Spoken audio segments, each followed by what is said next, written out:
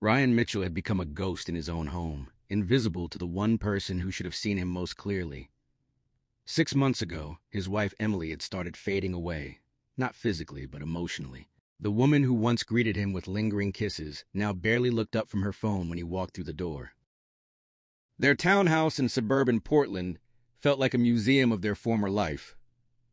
Wedding photos smiled down from the walls, mocking him with memories of when Emily's eyes had sparkled at his touch. Now those same eyes glazed over when he spoke, always focused somewhere beyond him, as if he were merely an obstacle between her and whatever consumed her thoughts.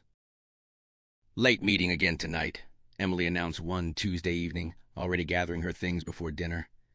She wore that burgundy dress he'd always loved, the one that hugged her curves perfectly. Her makeup was flawless, her perfume intoxicating, all for another late night at the office. "That's the fourth time this week," Ryan said quietly, watching her reflection in the hallway mirror as she adjusted her necklace. "It's a big project. You know how demanding the firm can be." Her voice carried no emotion, no apology, just facts delivered to a stranger. Ryan remembered when they couldn't keep their hands off each other. Sunday mornings tangled in sheets, her fingers tracing patterns on his chest as morning light filtered through their curtains. Wednesday evenings when she'd surprise him in the shower, pressing her warm body against his back, whispering dirty promises in his ear. Those memories felt like they belonged to different people. Now, Emily changed in the bathroom with the door locked. When he tried to kiss her goodnight, she turned her head, offering only her cheek.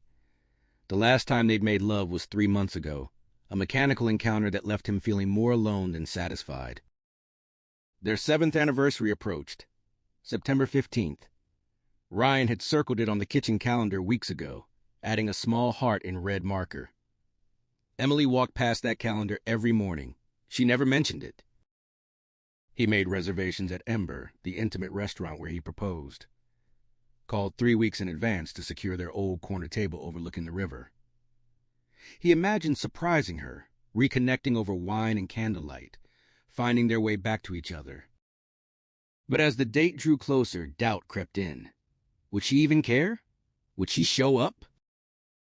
That's when the plan formed. A test. A way to know for certain if whatever thread still connected them had any strength left, or if it had already snapped without him noticing. On Tuesday morning, exactly 3 days before their anniversary, Ryan made 2 phone calls. The first canceled their dinner reservation. The second made a new one at a boutique hotel across town, room 412. When Emily emerged from the bathroom that evening, already dressed for another late meeting, Ryan looked up from his laptop. "Don't worry about Friday," he said casually. "I have plans." For the first time in months, Emily's eyes actually focused on him, and in them, he saw something flicker. Was it concern? Guilt? Fear? "Plans?" she repeated. "But Friday is—" "I know what Friday is," he interrupted gently. "You don't need to worry about it." Her mouth opened, then closed. She stared at him for a long moment before grabbing her purse and leaving without another word. Ryan sat in the silence she left behind, his heart pounding. The test had begun. Friday arrived with autumn rain drumming against the windows. Ryan woke to an empty bed. Emily had already left for an early client breakfast. He stared at the ceiling, wondering if this was how marriages died, not with explosions, but with the slow erosion of morning kisses and shared coffee. He went through his day mechanically. Meetings blurred together. Colleagues asked what he had planned for his anniversary, and he smiled, said something vague about a quiet night. The reservation confirmation for room 412 sat in his email inbox, a digital witness to his suspicions. At 4:30 p.m. his phone buzzed. "Emily, working late again. Don't wait up." Ryan stared at the message, feeling something cold settle in his chest. On their anniversary, she couldn't even bother with a complete lie, just the same recycled excuse she'd used 24 times. He typed back, "No problem. Enjoy your work event." 3 dots appeared, then disappeared. No response came. At 6 o'clock, Ryan drove to their favorite coffee shop and parked where he could see their townhouse. At 6:45, Emily's car pulled into the driveway. Through the living room window, he watched her rush upstairs. 40 minutes later, she emerged, transformed. The burgundy dress again, the one that made her look like sin personified. Hair curled in loose waves down her back, heels that made her legs look impossibly long. She looked breathtaking, like she was going to the most important event of her life. Their anniversary dinner she'd forgotten, the husband she'd ignored. Emily drove north toward downtown. Ryan followed at a distance, his hands gripping the steering wheel. Every turn she made carved another piece from his heart. She wasn't heading toward any office building, wasn't heading toward any corporate district. She pulled into the parking lot of the Ashford, a discreet boutique hotel known for its privacy and romantic ambiance. The kind of place where people went to be intimate, to escape, to do things they didn't want witnesses to. Ryan's breath caught as Emily stepped out of her car. She checked her phone, smiled. Actually smiled, that brilliant expression he hadn't seen directed at him in half a year, and walked toward the entrance with a confidence he'd forgotten she possessed. He waited 5 minutes, then 10. His entire body trembled with adrenaline and heartbreak. The rain had stopped, leaving the parking lot glistening under streetlights. Couples walked past his car, holding hands, laughing. Everything hurt. Finally, Ryan grabbed a small folder from his passenger seat and walked into the Ashford's lobby. The desk clerk smiled professionally. "Checking in, sir?" "Ryan Mitchell, room 412. The clerk's fingers flew across the keyboard, then paused. Her eyes widened slightly. Yes, sir. Here's your key. 4th floor, end of the hall on the left." Ryan could feel her staring as he walked toward the elevators. Did she know? Could she sense the approaching confrontation? The elevator ride lasted an eternity. 4th floor. His footsteps silent on plush carpet. Room 410, 411, 412. He slid the key card through the lock. The light blinked green. Inside, Ryan arranged everything carefully. The folder of evidence on the desk facing the door, phone records showing hundreds of texts to an unknown number. Bank statements highlighting charges at romantic restaurants, florists, lingerie boutiques. Screenshots from Emily's laptop that he'd found 3 nights ago when she'd forgotten to log out.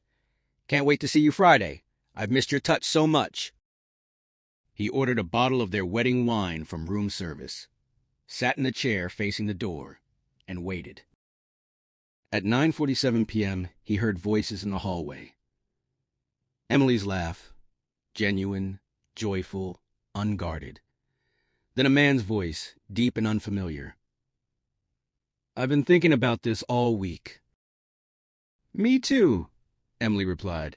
"I almost couldn't function at work." A key card slid into the lock. Ryan's heart hammered. The door opened. Emily stepped inside, turning to pull someone behind her, and froze. Time stopped. Emily stood in the doorway, one hand reaching back for whoever waited in the hall, the other covering her mouth. Her face cycled through emotions so quickly Ryan could barely track them. Shock, confusion, fear, and something that looked almost like relief. Behind her, a man stepped partially into view. Tall, well-dressed, maybe 40. He registered Ryan sitting calmly in the chair, saw the evidence spread across the desk, and immediately stepped backward. I think," he started. "Don't," Emily whispered, holding up her hand. "Just please go." "Emily." "Now, David," her voice cracked. "Please." The man, David, looked at Ryan, opened his mouth as if to speak, then thought better of it. His footsteps echoed down the hallway, fading to nothing. Emily closed the door with a soft click. She stood facing it, her back to Ryan, shoulders trembling. The confident woman who'd walked through that door 30 seconds ago had vanished, replaced by someone who looked like she might shatter. 7 years, Ryan said quietly. 7 years today. She flinched, but didn't turn around. "I made reservations at Ember 3 weeks ago. I thought maybe we could reconnect. Remember why we fell in love. He gestured to the folder. But I guess you had other plans. Emily finally turned. Mascara tracked down her cheeks, though Ryan couldn't tell if she'd been crying or if this was just shock. She looked at the evidence, then at him, then at the bottle of wine. Is that our wedding wine? Yes. Ryan poured himself a glass with steady hands. I thought the occasion called for something symbolic. How did you... She moved toward the desk, staring at the phone records. How long have you known? Known? About 3 days? Suspected? He took a long drink. About 6 months. Since you started treating me like furniture. Emily sank onto the edge of the bed, her expensive dress pooling around her. Ryan, Is he the reason? Ryan interrupted. The late nights, the distance, or was there a problem first, and he just filled the void? She looked up at him with red-rimmed eyes. Does it matter? To me? Yes, because I've spent half a year wondering what I did wrong, what I could fix. If I wasn't attentive enough, romantic enough, good enough... Stop. Emily's voice broke. Don't do that. This isn't about you being inadequate. Then what is it about? Ryan leaned forward, his composure starting to crack. Because from where I'm sitting, my wife has been fucking someone else while I've been begging for scraps of her attention. Emily flinched at the crude word. Good, let her feel uncomfortable, let her squirm. When did it start? He pressed. March? April? Was it before or after we had sex that last time, when you lay there like you couldn't wait for it to be over? Ryan, please. Answer the question, Emily. When did you start fucking David? She covered her face with her hands. Her voice came out muffled, broken. February. It started in February. 5 months. She'd been cheating for 5 months. How did you meet him? At the marketing conference in Seattle. She lowered her hands, staring at nothing. We had drinks with a group, then just the two of us. We talked until 3 a.m. about everything, life, dreams, the things we'd given up. It felt like finally being seen. I see you, Ryan said, his voice raw. I've been trying to see you for months, but you wouldn't let me. You see who I was, Emily corrected. The girl you married, not who I am now. And who are you now? She met his eyes finally, and what he saw there was worse than guilt. It was certainty. Someone who's been unhappy for a long time and didn't know how to tell you. The words hit like physical blows. Ryan set down his wine glass carefully, afraid he might throw it. So you just... what? Decided to have an affair instead of having a conversation? I was going to tell you, Emily said. Tonight, actually. That's why I came here. I needed to be with David one more time before... One more time? Ryan's laugh came out bitter. You were going to break up with him? No, she said it quietly but firmly. I was going to ask you for a divorce. The word hung in the air like smoke. Divorce. Ryan stared at his wife. This woman he'd loved since college, who'd worn sunflowers in her hair at their backyard wedding, who cried happy tears when they bought their first home. Now she sat across from him in a hotel room, having just admitted she'd come here to be with another man one last time before ending their marriage. A divorce, he repeated numbly. Emily twisted her wedding ring. Still wearing it, he noted bitterly. I know this isn't how it should have happened. I was going to sit down with you this weekend, have a real conversation. But first you needed to fuck David one more time? Ryan's voice rose. To what, Emily? Build up courage? Celebrate your decision? Don't be cruel. Don't be cruel. He stood, pacing the small room. I'm not the one who's been lying for 5 months, who's been coming home smelling like another man's cologne and pretending to be tired from work. Emily's head snapped up. You knew about the cologne? I notice everything about you, even when you wish I didn't.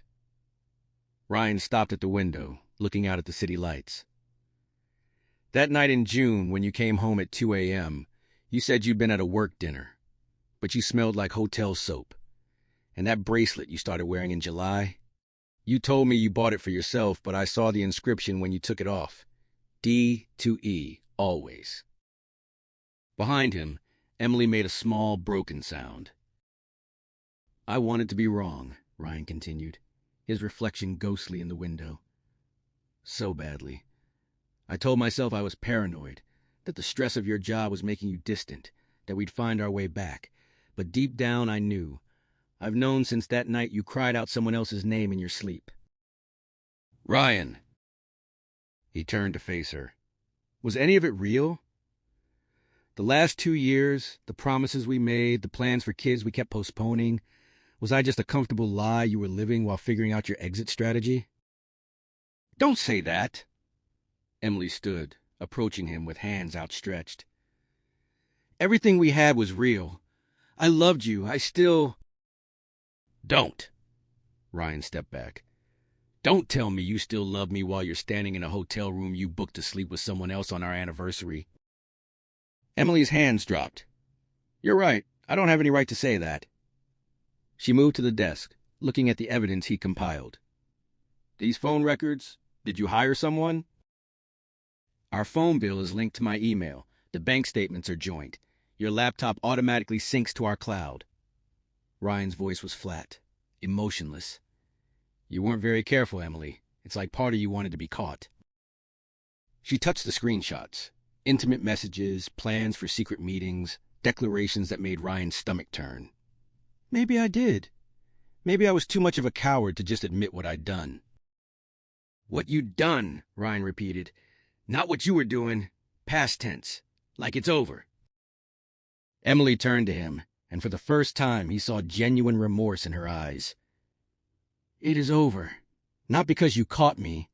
Because I realized something these past few weeks. The guilt, the lying, the double life. It was destroying me. And more importantly, it was destroying you. How noble of you to notice. I deserve that, she said quietly. I deserve all your anger. But Ryan, I need you to understand something. She moved closer, and he caught a whiff of her perfume mixed with nervous sweat. I didn't do this because you weren't enough. I did it because somewhere along the way, I stopped being honest about what I needed. And by the time I realized it, I didn't know how to fix it without hurting you. So you hurt me anyway, just more slowly. Yes. The admission seemed to cost her. And I hate myself for it. Ryan studied her face, really looked at her for the first time in months. Underneath the makeup and carefully styled hair, she looked exhausted, haunted. Do you love him? The question clearly surprised her. I don't know. Maybe. It's different with him. Easier. Easier because it's new? Because you don't have to deal with mortgages and in-laws and whose turn it is to clean the bathroom? Ryan moved to the bed, sitting where she'd sat earlier. That's not love, Emily. That's escape. Maybe you're right. She sat beside him, careful to leave space between them. But whatever it is, it made me feel alive again. Made me feel like myself instead of just Ryan's wife. The words stung, but Ryan understood them. I made you feel like that, like you lost yourself? We made each other feel like that, Emily corrected. Somewhere between wedding vows and grocery lists, we stopped being Ryan and Emily and became just a married couple, going through motions. Ryan thought about their last real conversation. Truly intimate, not just logistics, and couldn't remember when it had been. When did that happen? I don't know. Gradually, like falling asleep. She looked at their reflections in the dark TV screen. We've been asleep for a long time, Ryan. Both of us. They sat in silence, the weight of confession settling over them like ash. Outside, Portland's nightlife hummed. Cars passing, couples laughing, the world continuing, while theirs fell apart. Ryan reached for the wine, poured Emily a glass. She took it with trembling hands. I thought about confronting you dramatically, he said. Following you here, bursting in while you were with him, making a scene. I played it out in my head 100 times. Why didn't you?